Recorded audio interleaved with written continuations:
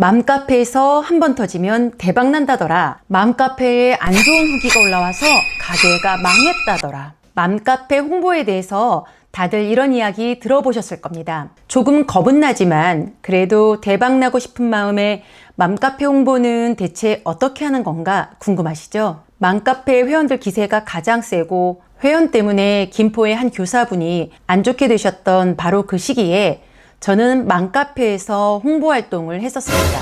오늘은 맘카페 홍보를 계획하시는 분들을 위해 제 경험담이 고스란히 담긴 맘카페 홍보에 대한 실전 방법과 안 좋은 후기 대처법을 싹 다 정리해 드리겠습니다. 안녕하세요. 빚덩이에서 시작해서 3년 만에 매출 14배를 상승시킨 이룸씨입니다. 제가 속해 있는 단톡방이나 자영업자 카페에 올라온 글들을 보다 보면 맘카페 홍보를 하고 싶은데 방법을 모르겠어요. 어떻게 해야 하나요? 맘카페 홍보가 진짜 효과가 있나요? 라는 질문이 자주 올라옵니다. 그래서 오늘 영상에서는 맘카페 홍보 효과, 홍보 방법, 그리고 맘카페에서 안 좋은 후기가 나왔을 때의 대처 방법을 알려드리겠습니다. 그리고 내용 중간중간마다 주의사항이 들어있으니 끝까지 집중해서 시청해 주시기 바랍니다. 저는 2016년도부터 2019년도까지 총 4년을 맘카페에서 마케팅 활동을 했었습니다. 서울에서는 몇 개의 구와 경기도 여러 시의 맘카페, 그리고 신도시 맘카페, 광역시 대형 맘카페 등등 10곳이 넘는 곳에서 활동을 했었는데요.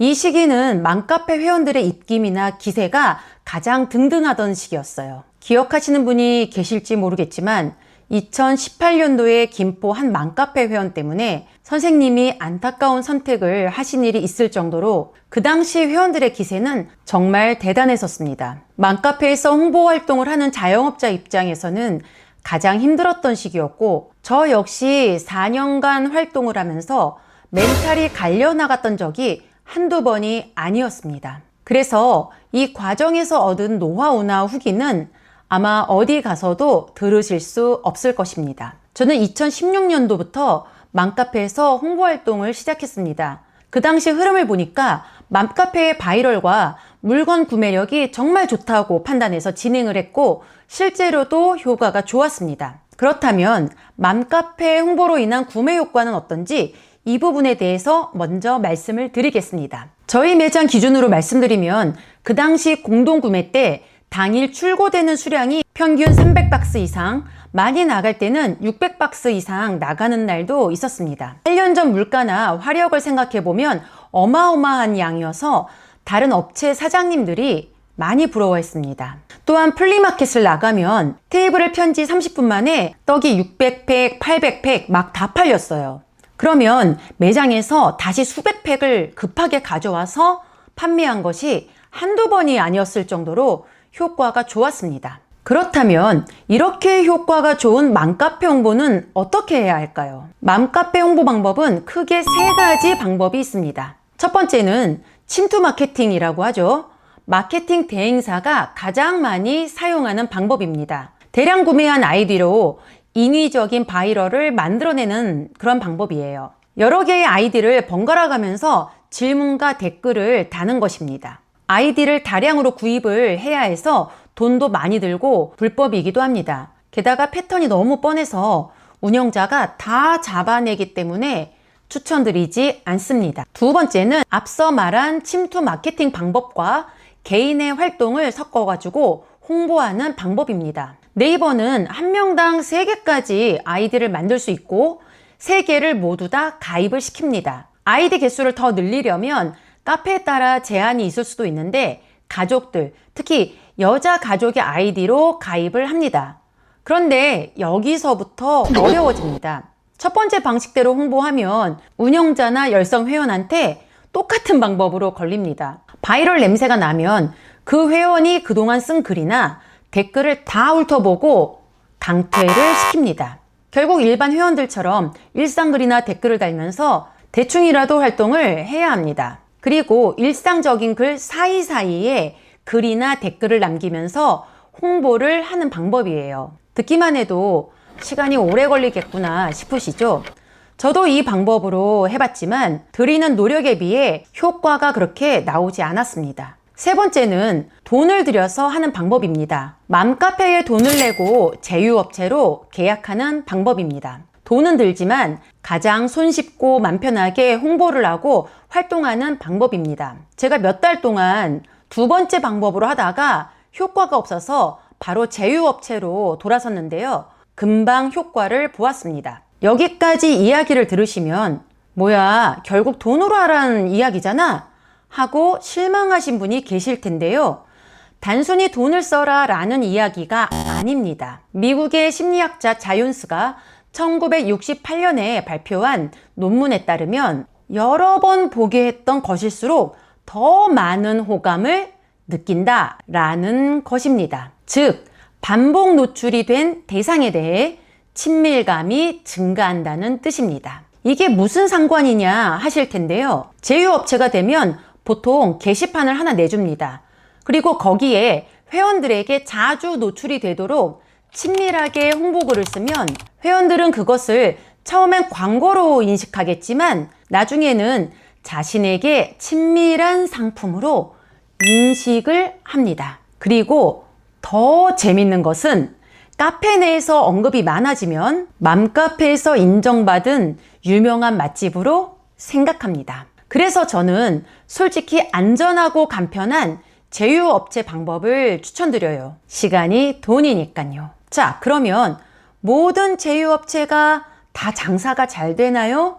라는 궁금증이 있으실 텐데요. 그렇지는 않습니다. 안 돼서 그만둔 업체도 꽤 많아요. 저희는 입점한 맘카페마다 가장 잘 팔리는 업체였는데요. 여기에는 저만의 노하우가 있었습니다.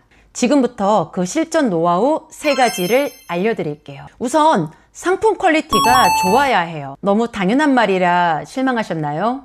그런데 맘카페 회원들이 이런 거에 진짜 되게 예민해요. 처음엔 제휴업체니까 호기심에 사먹거나 이용하지만 내가 다니는 일반 매장보다 특별한 게 없으면 굳이 일부러 찾아가질 않아요. 맛이면 맛, 실력이면 실력, 하다못해 가격이라도 뭔가 달라야 합니다. 그래서 이런 게 없는 업체들은 초반에 반짝했다가 점점 갈수록 효과를 못 봅니다. 제품 퀄리티에 대해 이야기를 좀 더 하자면 이게 회원의 갑질로 느껴질 수 있는 부분이기도 한데요. 저희 같은 경우는 떡이다 보니까 아이들도 먹거든요. 그러다 보니 진짜 여러분의 상상을 초월하는 엄청난 디테일이나 지적을 할 때가 있어요. 심지어 먹는 것과 아무 상관없는 지적도 있었는데 100%는 아니지만 웬만하면 다 수정했어요. 물론 처음엔 스트레스가 너무너무 심했습니다. 그런데 이렇게 마음을 고쳐 먹었어요. 회사에서도 QC 부서라고 퀄리티 체크하는 팀이 따로 있거든요. 그 팀이 없으면 외주라도 줘서 진행하는데 그 돈이 꽤 들어요. 그런데 오히려 우리에게 돈을 주고 퀄리티를 체크해 주는 팀이 있다, 이렇게 생각하니까 스트레스가 줄더라고요. 덕분에 저희 제품의 퀄리티를 안정적으로 발전시킬 수 있었습니다. 자, 두 번째는 특별한 혜택을 주세요. 특별한 혜택을 주니까 맘카페 진상이 생기는 거잖아요. 더 요구하면 어떻게 해요? 하고 지레 겁먹는 분들도 계신데요. 우리가 영수증 리뷰를 해도 음료수 한 캔 주잖아요. 이런 식으로 간단한 혜택을 주라는 뜻입니다. 그런데 사장님들 중에 이런 거 되게 아까워하시는 분들이 계세요. 왜냐? 이걸 판매 가격으로 따지니까 그런 거예요. 음료수 한 캔 그거 원가 얼마 안 하잖아요. 저희 같은 경우 혜택이나 이벤트를 진짜 많이 했었는데요. 만드는 거는 어차피 만드는 거고 재료 원가 생각하면 얼마 안 하고 그냥 광고다, 이렇게 생각하고 잘 줬습니다. 그러다 보니 인기가 많았어요. 그리고 생각보다 그런 걸로 진상 피우는 사람은 매우 적더라고요. 없진 않습니다. 그래도 좀 아깝다 생각이 드시면 혜택을 먼저 주고 그 다음에 웃으면서 부탁을 하나 하세요.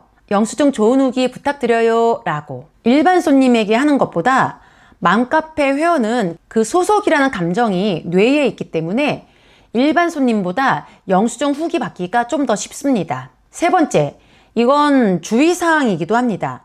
처음부터 미리 겁먹고 회원들이랑 기싸움을 하지 마시고 맘카페 친화적인 대응을 하시는 편이 좋습니다. 이 말은 소비자의 눈높이를 알아주는 리액션이 필요하다는 뜻입니다. 예를 들면 카페에 내 제품에 대한 좋은 후기가 하나 올라왔어요. 그러면 단순히 감사합니다 라는 댓글을 다는 것보다는 지금 아기가 100일이면 한창 힘드실 때네요. 그런데 이렇게 좋은 후기까지 남겨주시니 마음이 찡하네요. 라는 식으로 리액션을 해주면 그 글을 보는 다른 회원들 마음에도 긍정적인 이미지가 남게 됩니다. 그런데 솔직히 이 부분은 쉽지 않은 것도 사실이에요. 특히 카페에서 내가 마음이 상한 적이 있다면 잘 하기 힘든 부분이죠. 그래서 마음을 좀 이렇게 내려놓고 하셔야 됩니다.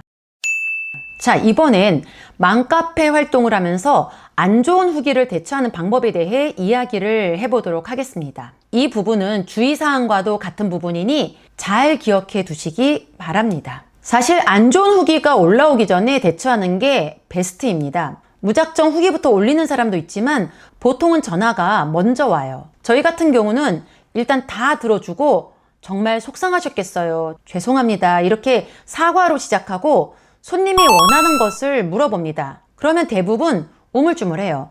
자기가 진상으로 남는 건 싫거든요. 저희는 저희 제품에 문제가 있는 것이 확인이 되면 무조건 환불해 주거나 교환을 해줍니다. 그래서 보통은 여기서 다 해결이 돼요. 그리고 그렇게 했기 때문에 이분들은 계속 저희 제품을 이용합니다. 그런데 만일 무작정 후기가 올라온 경우에는 후기마다 대응 방식이 좀 다르긴 하지만 정중하게 사과를 하고 변명이 아닌 담백하게 사실 그대로 상황을 설명합니다. 그리고 매장으로 연락 주시면 조치를 취해드린다는 내용을 작성합니다. 자, 그런데 여기서 주의사항이 있어요. 반드시 첫 댓글 아니면 두 번째 댓글이라도 선점을 해야 합니다. 저는 이걸 첫 댓글의 중요성이라고 말하는데요. 첫 댓글이 어떻게 달리느냐에 따라 나머지 댓글의 방향이 결정되기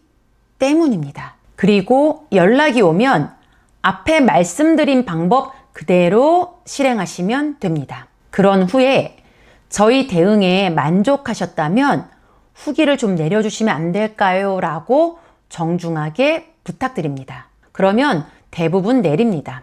그런데 너무 억울한 글들도 있죠. 악의적이고 비방에 가까운 후기는 사실 이게 안 통하는 경우가 있습니다. 이 경우에는 카페지기에게 문의하고 처리하는 것을 추천합니다. 카페지기도 회원과 업체와의 갈등이 일어나는 것을 원하지 않아요. 골치 아프잖아요. 그리고 우리는 돈을 내고 들어왔기 때문에 이 부분을 당당히 요구할 수 있어야 합니다. 게다가 요즘엔 제가 활동하던 때와 다르게 맘카페 갑질 이런 이슈에 상당히 민감해하기 때문에 카페직이나 스텝이 중재를 해줍니다. 그런데 도저히 해결이 안 된다 이러면 그냥 무시하는 방법도 있습니다. 요즘 회원들도 대놓고 욕해주세요 하는 글들을 좋아하지 않아요. 그런데 선을 넘어도 세게 넘었다. 그러면 결국 법으로 해결을 하셔야 하는데 이건 우리도 감수해야 하는 리스크가 너무 커요. 그러니 속상한 마음을 조금 접어두시고 최대한 우리에게 이익이 되는 방향으로 해결을 하셔야 합니다. 지금까지 맘카페 홍보 방법, 안 좋은 후기 대응법과 주의사항에 대해서 알아보았는데요. 도움이 좀 되셨나요? 빗덩이에서 시작해서 지역구 1등 떡집이 된 이룸씨의 노하우나 가게 매출 상승에 대한 노하우가 궁금하시다면 아래 고정 댓글의 링크를 클릭해주세요. 좋아요와 구독, 그리고 알림 설정까지 해두시면요. 장사에 정말 필요한 실전 노하우들, 매출을 올리는 전략, 손님을 모으는 마케팅 방법까지 영상 올라오자마자 가장 먼저 편하게 받아보실 수 있습니다. 자영업 혼자 하니 외롭고 막막하잖아요. 좋은 정보, 정확한 방향 놓치지 마세요. 구독 하나로 여러분의 장사의 흐름이 달라질 수 있습니다. 대한민국 자영업자분들 파이팅! 감사합니다.